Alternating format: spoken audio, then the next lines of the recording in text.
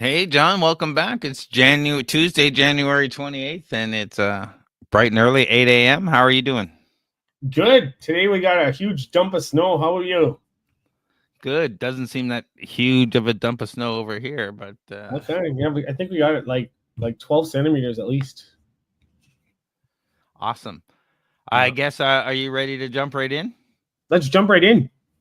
All right. So the AI race is heating up, and the U.S. is putting its chips on the table with Project Stargate. The strategic initiative isn't just about technology, it's about redefining power structures in the global arena.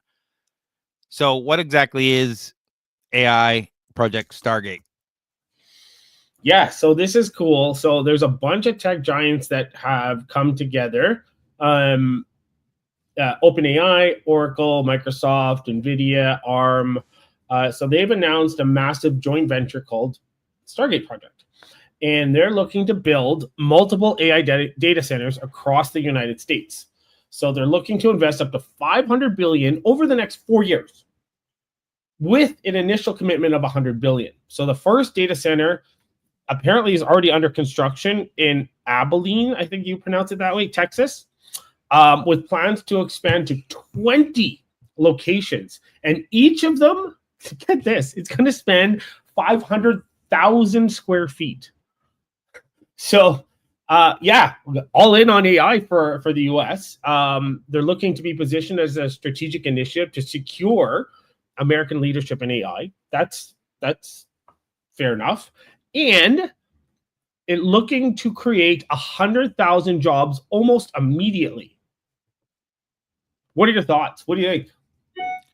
Well, I'm always skeptical about these job numbers. So Yeah, they're trying to say, "Hey, listen, AI is going to replace a lot of jobs, but look, we're going to have this massive project, and we've got all these jobs coming." Uh, I'm trying to look at the numbers, which I was reading earlier about how many jobs were coming. Um, but nonetheless, they're saying every one of these is going to how many jobs, John, for every one of these data centers? I don't know for everyone, but it's saying 100,000, almost 100,000 jobs almost immediately. Yeah, and the See that big number? startups. Yeah, I'm looking at could invest 50 billion in U.S. startups and create 50,000 jobs. So there's very interesting. I'm looking for the actual job numbers, but yeah, by 2029 they could scale this up to 20 data centers. That's not far away. No, and that's a lot of jobs. Yeah, and they're saying that each of these is going to be a 5 gigawatt facility. Okay. And Yeah. I was looking before. I was just trying to see 80 billion to track 80 billion on AI data centers from Microsoft. Yeah, a lot of people are saying they haven't got the money, and Elon Musk is a critic of this. But Elon Musk famously does not like Sam Altman. Um, No. Yeah. He's tried to screw him over a couple times. uh, yeah, and again, when you talk about backroom deals and money, I'm not going to decide who was screwing who over because of what you know. No. Yeah. So it You never just know what's actually happening behind the scenes. no, and you never know who screwed who over first and then Yeah. started this, because it just is what it is. Nonetheless, they're billionaires playing billionaire games, so they could be mad at each other. But this is a power move. Some Yeah. people say they don't have the money, but that the U.S. is moving light speed ahead on AI, especially with the news that you were just talking about around DeepSeek coming out and apparently blowing all the models away about everything. And now you're saying it does images? Yeah, it does images now. So it generates images. Um so yeah, DeepSeek, and I guys, we're not going to really cover it today, but apparently, I've been seeing in the news that DeepSeek has crashed some of the U.S. AI stocks because of how cheap it is and how good it is. I tried it out just quickly.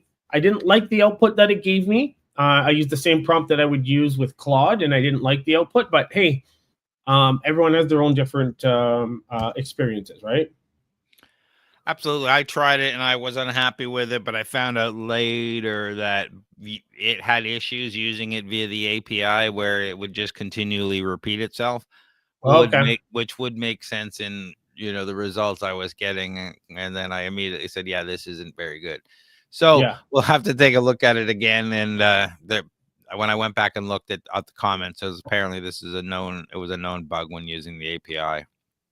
Yeah, I used it on the web directly. But so this is interesting because this comes on the heels of the Wonder Valley project. And for those who don't know what the Wonder Valley project, that's Kevin O'Leary's project in Alberta, Canada, to become, well, what they claim to be the world's largest AI data center industrial park.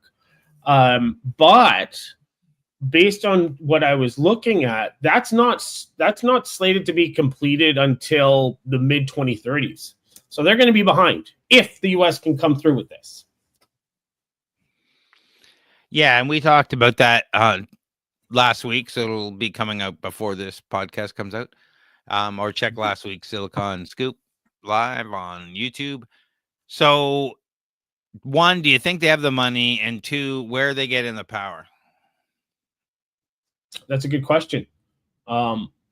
Speaking of power, did I just lose you? Oh. No, I'm here. Sorry. Sorry, my screen went blank. I'm curious to see where they're going to get the power from, because obviously we don't have enough nuclear energy. We don't have enough nuclear plants. And the grid is already stressed out enough. So I don't know where they're going to get it from. Did you read anywhere where it says that they're going to get it from?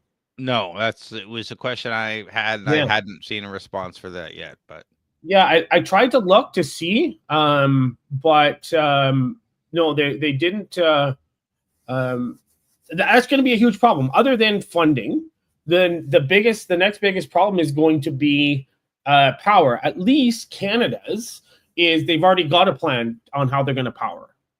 So and they've already talked about it. So yeah, with Canada, they both have the water and the power. It's all tapped in and ready to go. In fact, actually, it's built. Natural gas, water, So it's ready to power this and have a sufficient water to cool data centers and that kind of stuff, which is important. So we'll have to see. The concerns don't appear to be slowing. I'm concerned about the power, but guessing because this is a initiative led by the U.S. government, that power won't be a concern. And I say that by, there's regulation been holding a lot of these mobile nuclear and these nuclear deals back with some of these big companies. My guess is that that's going to be lifted somehow, whether it's we're going to certify reactors, or because otherwise, like they specifically said, these are going to be 5 gigawatt data centers. Well, okay. Maybe more coal plants under Trump. Well, maybe, but I see nuclear in the future. I make a joke because he loves his coal. I think he loves power. When I say power, I mean a lot of people, that's not exactly what I mean, but oil, gas, coal, nuclear, whatever gives us the power. And having so many coal mines and oil fields that he wants to take advantage of them.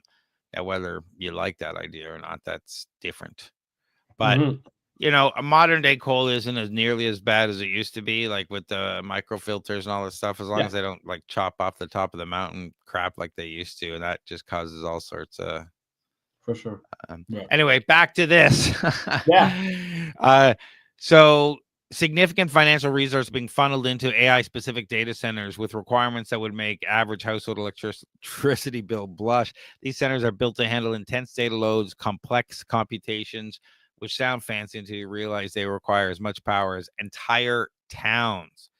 This raises important questions about sustainability. As we embrace the future, we must also consider environmental impact of these energy intensive resources.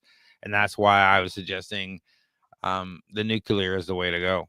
Yeah. Oh, I agree. Nuclear is the way to go. Let's just hope that they can They're going to have to do a stopgap in between. I don't, with Yeah. them wanting to put all these power plants on by 2029. Yeah. Power plants, AI data centers. They won't get the nukes up that fast. Yeah. Maybe these mobile generated ones, but weren't they 5 gigawatt ones that we were talking about last week with that burrowed into the ground a mile? I can't remember how much it was. Anyway, Like, take a look at those because they all look interesting. Yeah. Lots of cool stuff around the power. So this is interesting. This does put a hamper in Wonder Valley because if the U.S. is investing all this money in the U.S., I don't think they're going to get a lot of investment here in Canada. No, but if things are going the way that they're going so far, we're going to need our own big data center regardless. So, absolutely. yeah. So, Project Stargate is projected to facilitate substantial job creation, which is probably the best news we've heard since someone invented Wi-Fi, as jobs don't seem to be going up. This initiative could lead to sturdy reindustrialization wave across the U.S. and Canada, breathing new life into sectors that have been feeling stagnant with all the tech layoffs. It'd be great to see more and more hires in these data centers as they start to build out. So more opportunities means a stronger workforce and a dynamic economy. What's not to love about that? Mm. And let's not forget the national security angle. You know, the importance of AI in defense. We didn't talk about that. Cannot be overstated. By integrating advanced AI capabilities, we're not only enhancing analytics, but also improving defense technologies. AI might just become our best ally to maintain national safety. Yeah, think about all the people using DeepSeek and giving all that information to China right now, right? Yeah. And it's funny. I saw some people at the beginning, first day, saying, "Oh, look at this. I don't think it's good from a what it won't say about certain things in the past." And then, so we should avoid it. And a couple of days later saying, "Oh, DeepSeek's the best coder out there. You should use it for this and this. It's the best thing." Same person, right? Yeah. And you overlook those things that it's a foreign government right away or pretty quickly when it's 10 times cheaper than OpenAI. Yeah. And, when you're doing your coding and you're doing mass, calls, that makes a huge difference. Yeah, absolutely. So as we stand on the precipice of technological advancement, here's a question to ponder. Will Project Stargate create a more collaborative global tech landscape, or will it amplify existing tensions? Your guess is as good as mine. Let us know in the comments. So this next one. Yeah, I got a blank screen right now. What's the next one? Using your thoughts alone to paralyze Matt to fly. Yeah, this is crazy. I love this. So just as a caveat, he didn't pilot an actual drone. It's a virtual drone. But researchers at University of Michigan, they've achieved a breakthrough in the BCI, brain-computer interface. So what they've done, they've enabled a 69-year-old man with full paralysis, so he has no control of any of his limbs, to control a virtual drone using only his thoughts. So they published this study in Nature Medicine, and what they did was they demonstrated the ability of an intracortical BCI. What it did was it decoded complex finger movements from neural signals in real time, which allowed for precise control of a virtual quadcopter. So this is cool. I like the participant's name. I don't know if you caught that, but the participant's name is known as T5. Just reminds you of Terminator. And they had a spinal cord injury. And so they navigated the drone successfully by imagining specific finger movements. So how they did this was they put electrodes in his motor cortex, which is the part of the brain responsible for voluntary movement. And so the BCI system interpreted these signals and did all that. I don't know how this compares to Neuralink, but this is really cool. What do you think? Are you scared? Are you excited? What? At its core, flying by thought alone hinges on how we interpret signals from the brain, as you were talking about, specifically electrical impulses generated by neurons. So I am a little concerned, but at the same time, this is a natural progression of things, isn't it? Like Yeah. we are, if we're talking about drones, but this is talking about control of anything. We've been talking about quadriplegics, paraplegics, other people who are injured, who could really get quality of life benefits from this. But it won't be long till augmented reality, where is reality, meaning Yeah. I am controlling that thing through the chips, through whatever connections I have, through things. We were talking about before a year or so ago about the light switch that doesn't require power, and Yeah. we're so light years beyond what that means now from what we can control, and how when we walk in the room, what blurs the line between humanity and machine and us and our devices. Yeah, absolutely. But this is great for paralyzed people. So we could have, we could put limbs on them, or what are they called? Jesus, prosthetics, and they could control their prosthetics wirelessly as if they were, they weren't paralyzed, which is awesome. Or they could create a link chip that links whatever severed in the spine to give you back the use of your limbs. Yeah, What do you think? I love this technology. I mean, any of these brain computer interfaces that are making these leaps um, will help all the other ones out, right? Yeah, So when these are doing this, and we had one that moved the robot arm a while ago. These all are amazing leaps forward, and we're in a Star Trek world now, not a what we would have believed is the future. yeah, So you'll just being able to control these things with your brain. It's not long before we'll be able to do some really complex things and build this into, uh, potentially even like driving. yeah. I would say that controlling a drone is pretty complex, though. Flying Yeah, it. absolutely. Flying a drone is very complex, especially in a virtual environment. But I'm talking about you start to become a next level complexity when you're flying around a city or what have you. But if you're on the ground doing stuff and interacting with objects versus flying, Yeah, and there's people and there's cars and there's stuff, that becomes a much more complex scenario than flying for around the sure. sky. Yeah. Yeah, true. Yeah, yeah. But this is cool. What do you think? Do you think this is more advanced than what Neuralink can do, or do you think this is on par? I think this is just scratching the surface. Because well, I say that because we're talking about finger movements. We have a long way to go from emulating. Yeah, Okay, go to left, go to left, go to left. To like just click on that thing. Don't go to left. Just do the thing I want you to do. yeah, So I think the yeah, combination of eye control and whatnot is working. So I think that actually is a combination. They see where your eye is looking, and you can command things to happen. Mhm. I guess there's a step beyond, twitching your fingers. So because now you have to memorize patterns and whatnot versus do the thing. Yeah, And I think what I'm liking to see is that when you start putting AI into things like this, it'll quickly be able to do the thing when you say, when you do, when you think, because it'll be able to interpret those things and say, okay, this means go forward.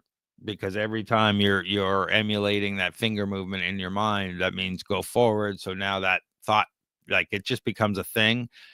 yeah, So we'll see. I think we're scratching the surface here, but we're blocked by, it's like the mouse. We're doing finger movements versus, voice, audio, total, control, mental link. We're saying, okay, let's interpret these brain signals as finger movements, so I'll be able to move stuff around, which is great.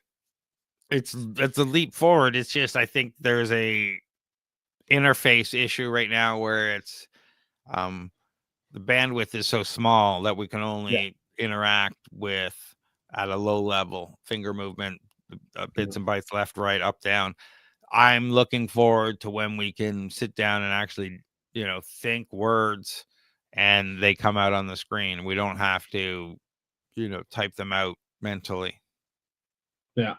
So I'll say, based on what I've read, that this is beating Neuralink based on what they're able to do, and based on what Neuralink can do, based on what Neuralink has published, if that makes sense. But anyways, yeah, I haven't compared the two, but like I said, I think any of these things, as soon as they start publishing papers and documents on it, the other people start using it, and it becomes leapfrog technology. You say, oh, we could use that little bit and enhance our technology this way, and they can use that little bit.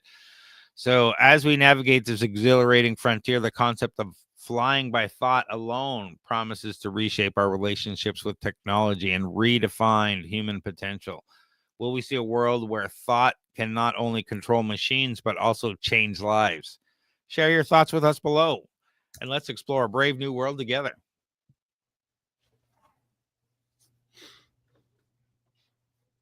Didn't we all already know this? We did, but we didn't talk about it. And this talks about a recent report from the Mozilla Foundation. But yeah, so we can cover this quickly. But those that don't know, and any modern cars, they've essentially become sophisticated data collection devices. And you and I have talked about how Tesla, it's not really a car company, it's a data company. So the thing with these cars is they're gathering vast amounts of personal information about drivers and even passengers because they're equipped with sensors, cameras, microphones, connectivity features, everything like that, which enable them to collect data on everything from location and driving habits to biometric information, even conversations inside the vehicle, which I didn't think about until I read this article, that, yeah, there's a microphone in there. How do we know that it's not on all the time recording?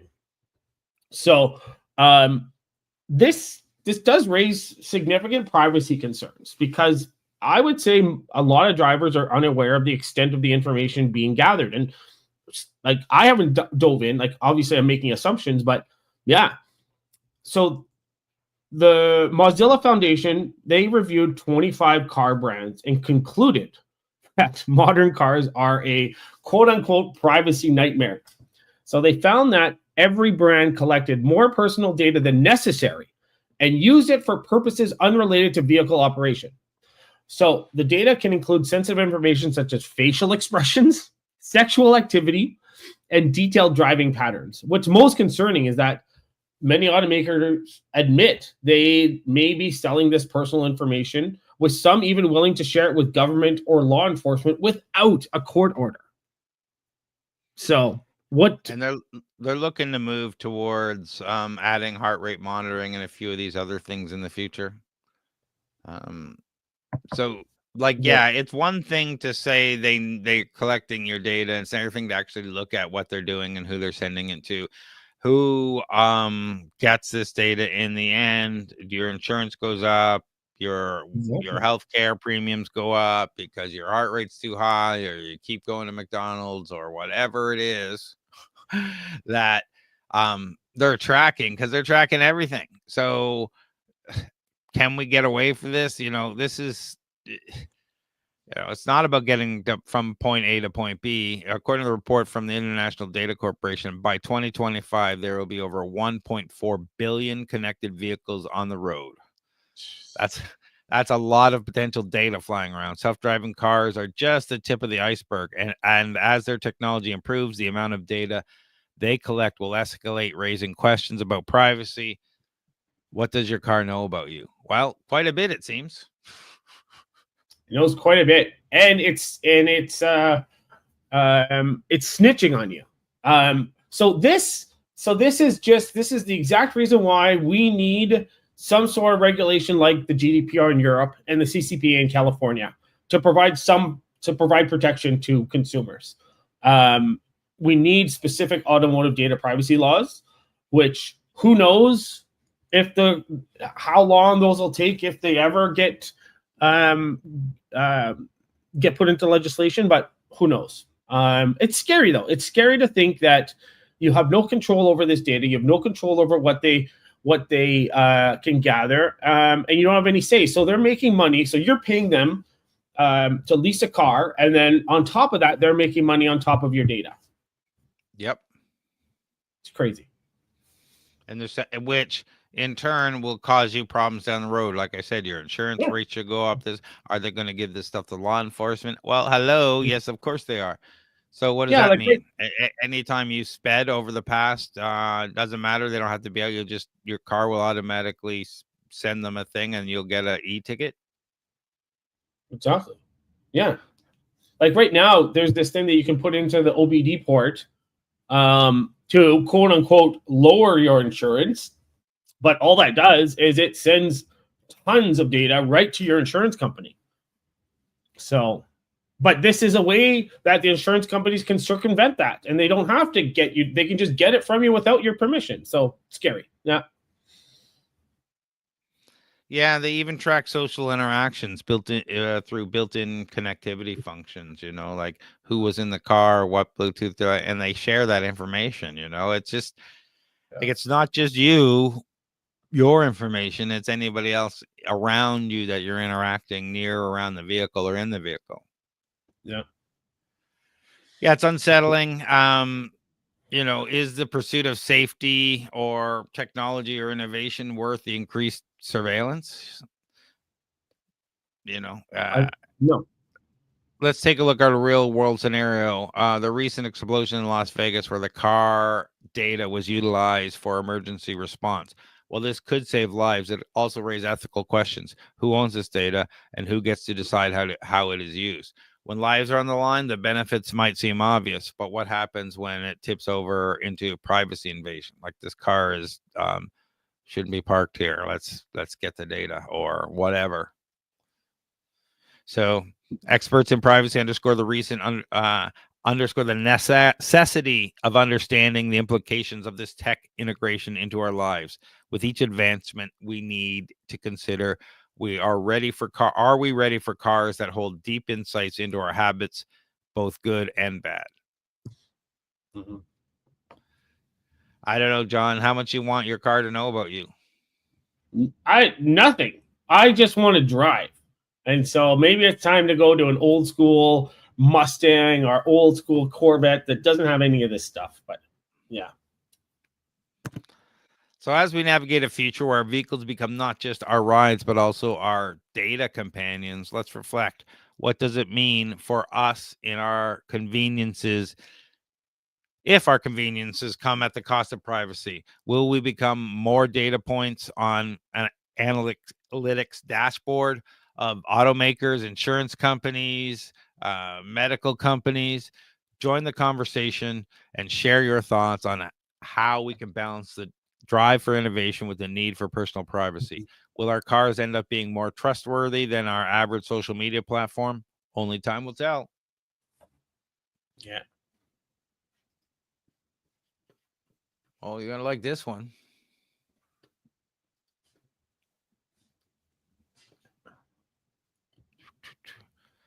Today, we're shining a light on groundbreaking development that has the potential to change how we think about energy. What if we could harness the same process that powers the sun, providing us with boundless carbon-free energy? Sounds like a dream. Well, it might be closer to reality than we think with the advent of the first nuclear fusion reactor. So let's unpack this, John. What's going on here? Yeah, so I don't know if it's the first one, but I get that they're trying to claim that, but obviously we've covered other fusion nuclear power plants, right? This might be the first one that's actually fully built. But yeah, so Commonwealth Fusion Systems, which is a spin-off of MIT, they've announced plans to build the world's first commercial nuclear fusion power plant in Virginia.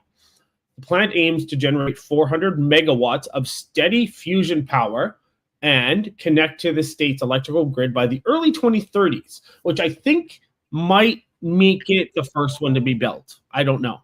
I'll have to look back. I tried to do it, I didn't have time. So CFS plant will use, we've covered this, the tokamak reactor, which is a donut-shaped reactor, to create the extreme conditions necessary for fusion reactions. Now, for those of you, again, who haven't listened to any of our other podcasts, current nuclear power plants use fission, which means they split apart atoms. Whatever the particle is, fusion reactions fuse them together, so they force them together, which is what the sun does. So the temperatures that it reaches is over 180 million degrees Fahrenheit and a huge immense pressure.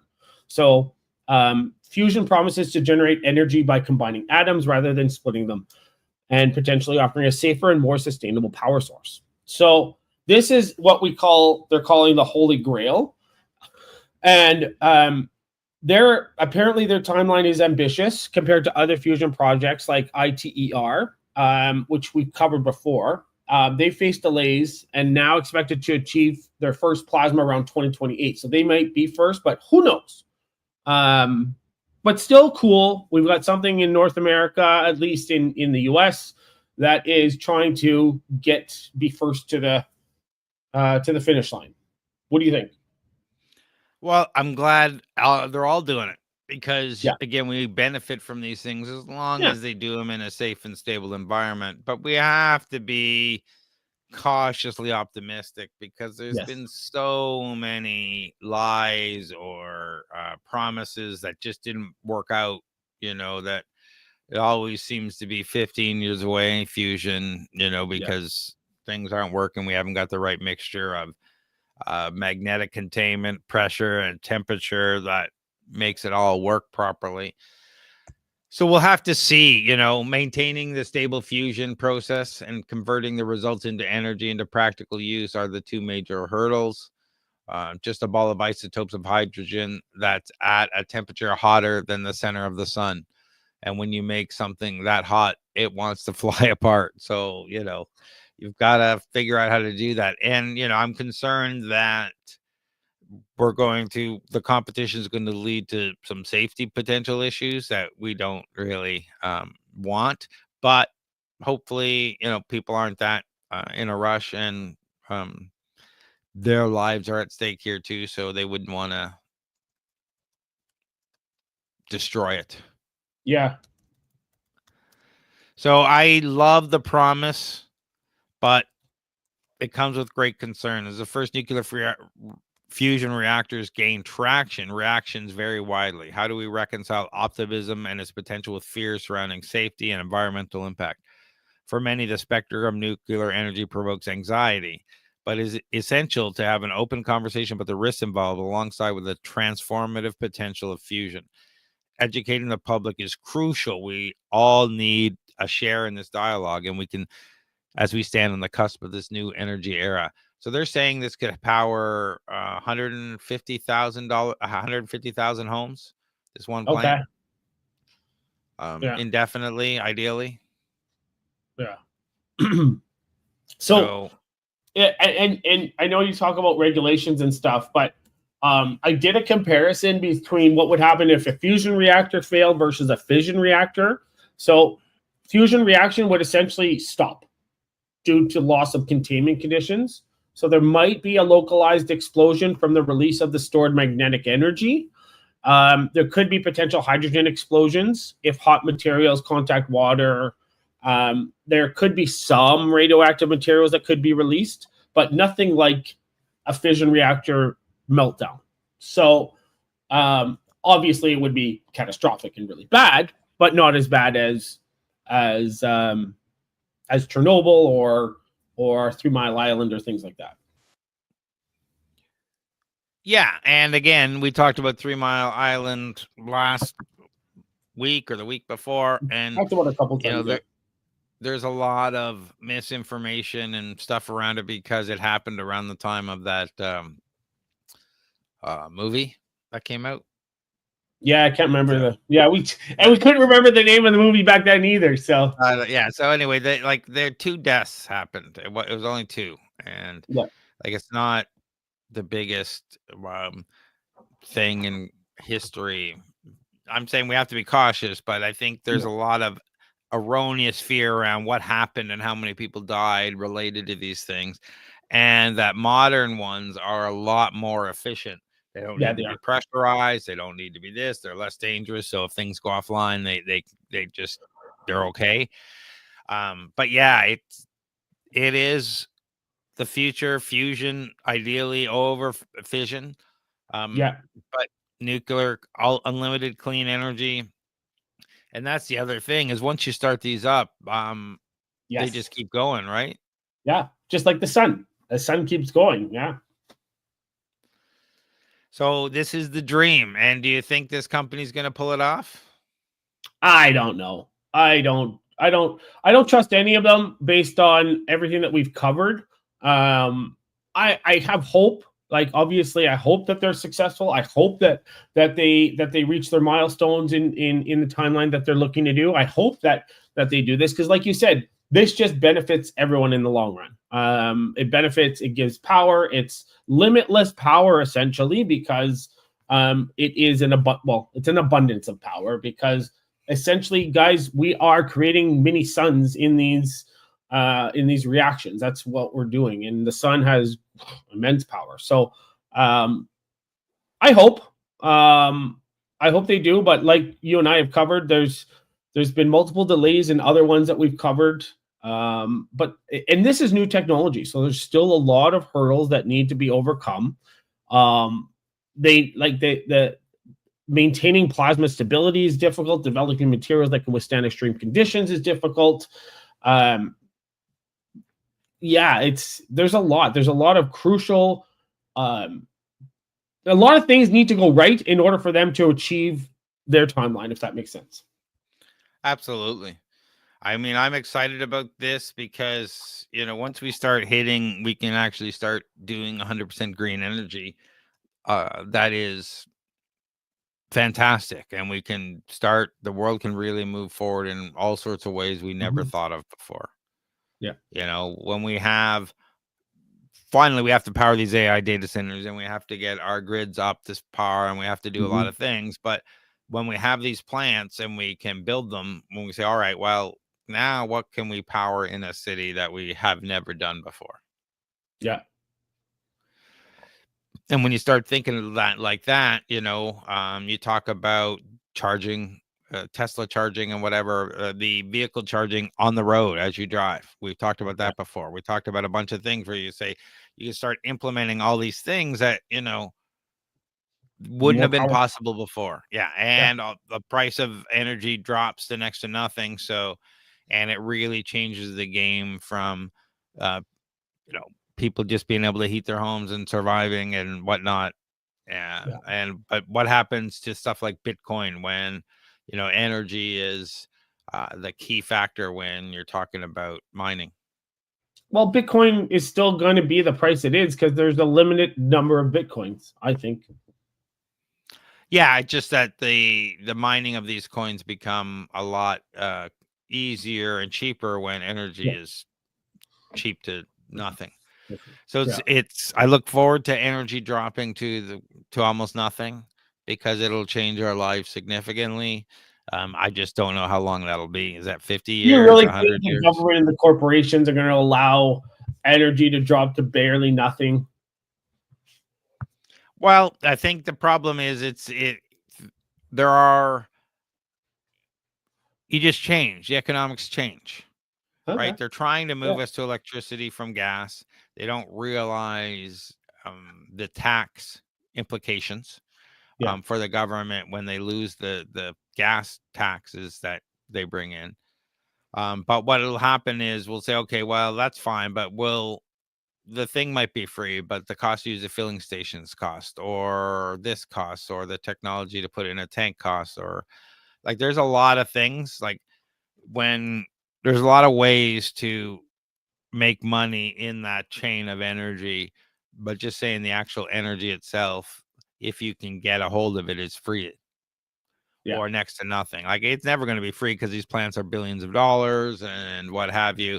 But if we can take it from thousands of dollars, or whatever it is we're paying per kilowatt hour now, down to nothing, like down to fractions and fractions of a cent, so that your bills go from $300 or $400 a month to $5. I mean, that's a game changer, right? Yeah, and let's hope that actually happens. Yeah. So as we reflect on the remarkable, I'm so pessimistic. Sorry. I know I'm pessimistic too, but I like to reflect on the remarkable capabilities of nuclear fusion technology. We must consider, what kind of world do we want to build with it? A future illuminated by sustainable generated energy is within our reach, but getting there calls for careful navigation of its challenges, public understanding, and a collective commitment. So as we close this episode, I invite you to ponder this. In the face of such groundbreaking achievements or advancements, how can we ensure that the evolution of energy serves both humanity and our planet?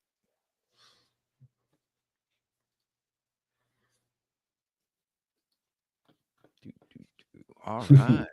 This is an interesting one. This is an interesting one as well. So did you know the human brain processes information faster than you might think? While we often take our cognitive abilities for granted, recent research sheds light on the unexpected complexities and adaptations that dictate how quickly we can think and react. Join us as we unravel the remarkable speed of human thought and its implications for our lives and its industries. So what do you think tell us what's happening here, John? So I would challenge you and say it's not fast, but let's get into it. So researchers at California Institute of Technology, Caltech, they conducted a study which quantified the speed of human thought, and it revealed surprising things. So based on their study, they suggest that our brains process information of a rate of just 10 bits per second. And I would say that's slow compared to the trillions of operations computers can perform every second. So this finding challenges our perception of mental quickness. It also raises questions about how we process the vast amount of sensory input we receive, especially, Craig, you and I with ADHD. So this could be different for our ADHD brains, which I would question and I would challenge, because we take in a lot more information. So this, I'm curious if we're like light speed ahead of normal people, which would be cool. But so there is a disparity between the brain's ability to take in sensory information and its capacity to process it.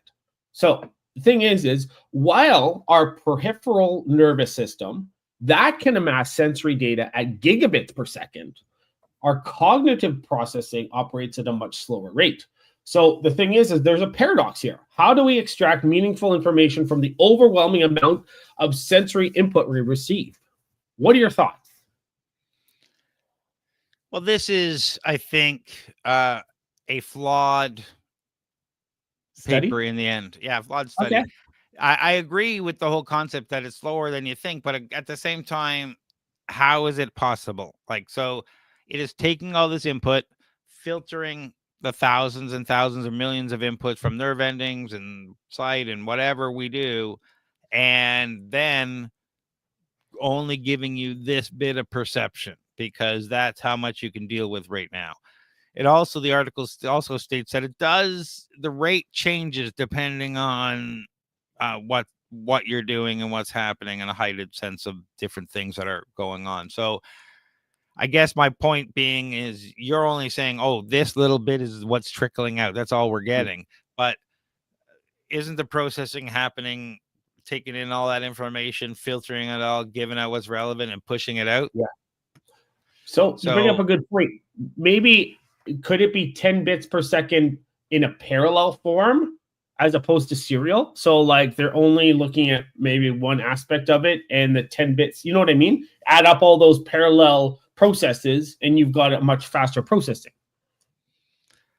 Yeah, and again, the article goes on to talk about, suggestion that in spite of richness in our scenery's mind's eye and the existing of photographic memory and the potential of unconscious processing, our brains do operate at a mind-numbingly slow pace that rarely peaks above 10 bits per second.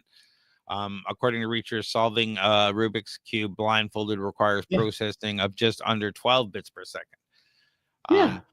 Well, again, I don't like that as an example either, because it's just a pattern. You know how to solve it. Yeah, it's just a pattern. You do the same 1, 2, 3, 4, 1, 2, 3, 4, 1, 2, 3, 4. So that is not a lot of high brain activity. And I'd like to compare this to, what happens when it's playing a strategy computer game, StarCraft at the professional level, around 10 bits a second. Reading the article, this might stretch you to 50 bits per second, at least temporarily. And this is what I'm saying about it changes. So, this is, again, crocodile brain versus, your lower thinking brains, right? And which one's engaged at what level, and when does it call the higher functions where the cognitive power kicks in. And the brain is extremely energy conscious, and it likes to reserve energy. It doesn't want to do anything extra it doesn't have to do. So that's why it does little until it needs to do more.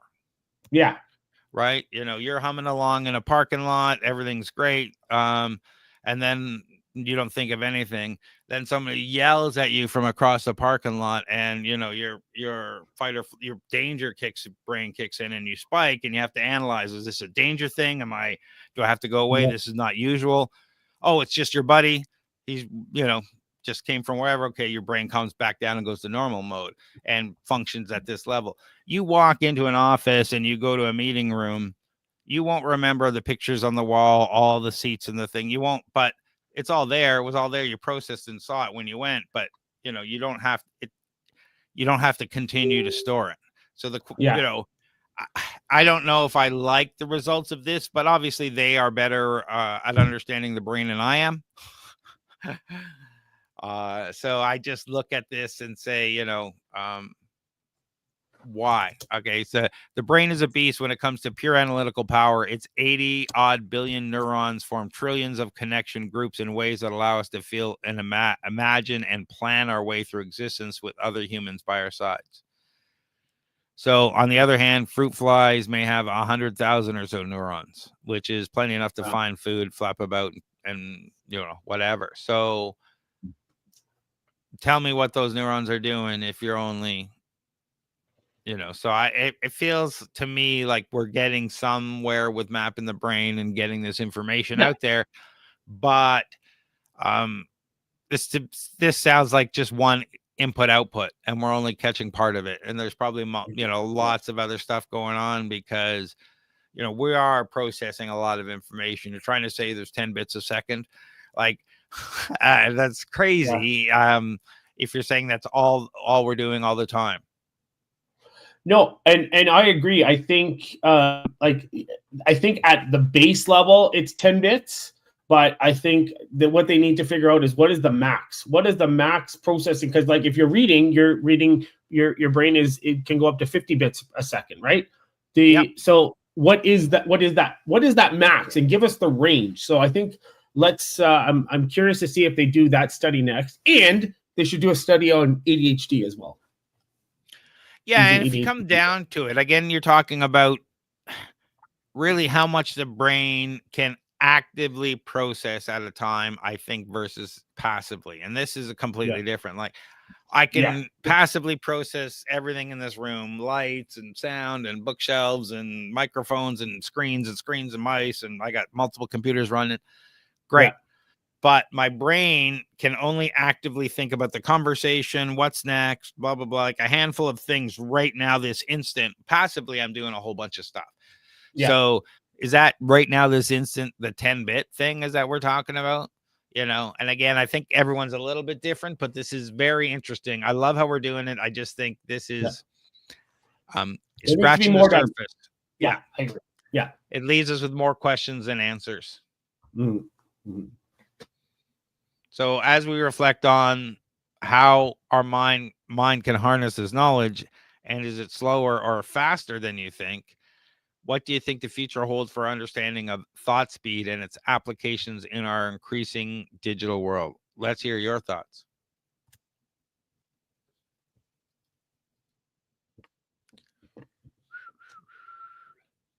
All right.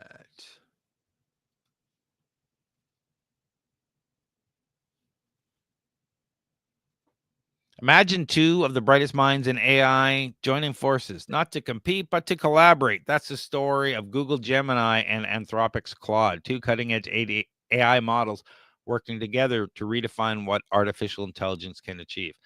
But why does this pairing matter? And what does it mean for us as consumers and the tech industry at large? And did they ask? Are they just, using these other tools and do they need to ask? Well, that's what it seems like they're doing. So it's not like they're really collaborating. So based on what this article is saying, so Google's been leveraging Anthropic's AI model Claude, which shout out to Claude, I love Claude, to enhance its own Gemini AI system. So what they do is they have contractors working on Gemini and comparing its output against those produced by Claude. And they're evaluating factors such as truthfulness and verbosity. But the process itself, what they're doing is it involves contractors spending up to 30 minutes per prompt to determine which AI provides better responses. So their comparison, what it revealed was a couple interesting differences, particularly how the two models handle safety concerns. So, and I never ever pushed the limitations of Claude, so I don't know about any of this, but Claude appears to have stricter safety settings, often refusing to respond to prompts considered unsafe. While Gemini, they'll more than likely flag issues for review. So again, it comes down to raising questions about ethics and legality of using a competitor's AI model for benchmarking and improvement, especially given that Google is a major investor in Anthropic, if those of you that don't know. So, but Google maintains that while it does compare model outputs as part of its evaluation process, it doesn't use Anthropic's models to train Gemini directly. But who knows, right? What are your thoughts, Craig? Well, my thought is, one, the thought that they're just doing it manually, then it is funny. Like, that they don't have this automated and running, and then just humans are evaluating it, which is obviously what's happening. But then, having the AI evaluate compared to the human evaluation and training the AI to evaluate this themselves, like, it's all everyone's doing. And to say, we don't use someone else's product and compare it to our product to see if we can make our product better. If they're just typing in stuff into Claude and getting it or using it normally, that's great. Yeah. The question becomes is when, they start using stuff like OpenAI's QStar, where the AI is generating the data to train itself. So between Gemini and Claude, Gemini is talking to Claude, getting it to generate data to train itself and verifying that and getting those responses. But also with DeepSeek and all these other ones, why wouldn't you have teams checking them all out and finding out, tweak yours to make it better? For sure. Yeah, why not? Now, and I guess my question to you is, if they're doing this in an automated fashion and leveraging AI to do this, who cares? Like, all they're doing is they're taking a manual process and kind of automating it. So what's the difference to me? I think it's the CEO, McNamara, said that DeepMind does not compare model outputs for evaluations, but that it doesn't, or it does compare model outputs for evaluations, but that it doesn't train Gemini or on Anthropic models. So, however, any suggestion that we have used Anthropic models to train Gemini is inaccurate. This is, of course, in line with standard industry policies. In some cases, we compare model output as part of our evaluation, like we talked about. So the question is, yeah. You know what, do you though? believe them?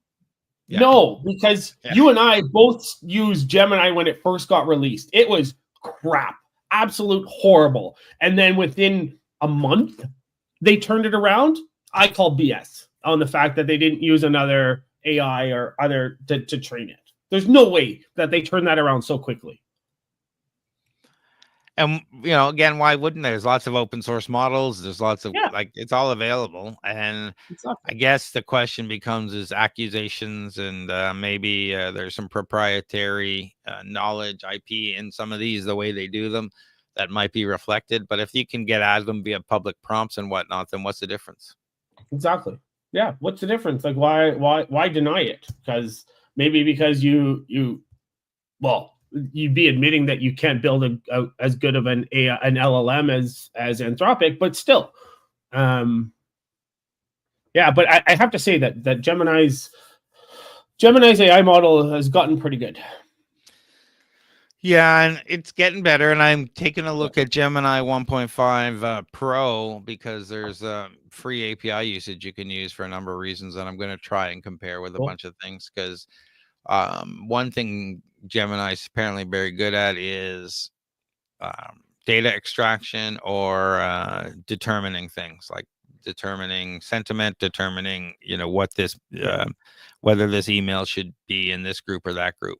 Not necessarily the best at writing or whatnot. So interesting to take a look at that.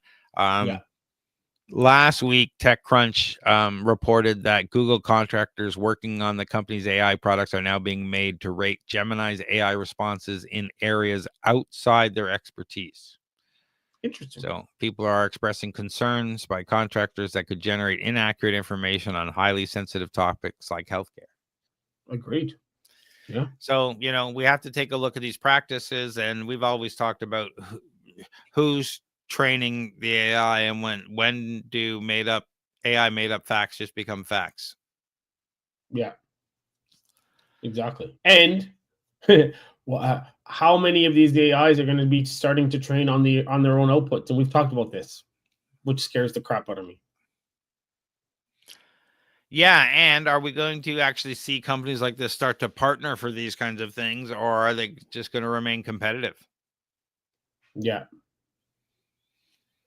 So as we stand on the edge of AI's next chapter, what do you think? Should more tech companies join forces to work together to improve their products, or should we progress over rivalry? Give us your comments. What do you got going on, John?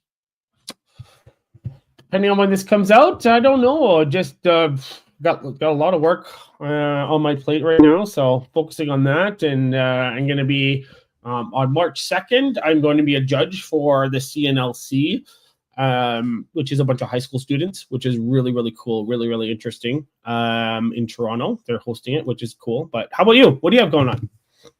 Just working away on a bunch of AI automations for different things, and working on our next Startup Investor Drinks. Go to Startup Drinks TO. By the time this comes out, you'll see our February event and our March event. This will go out mid-February, I think.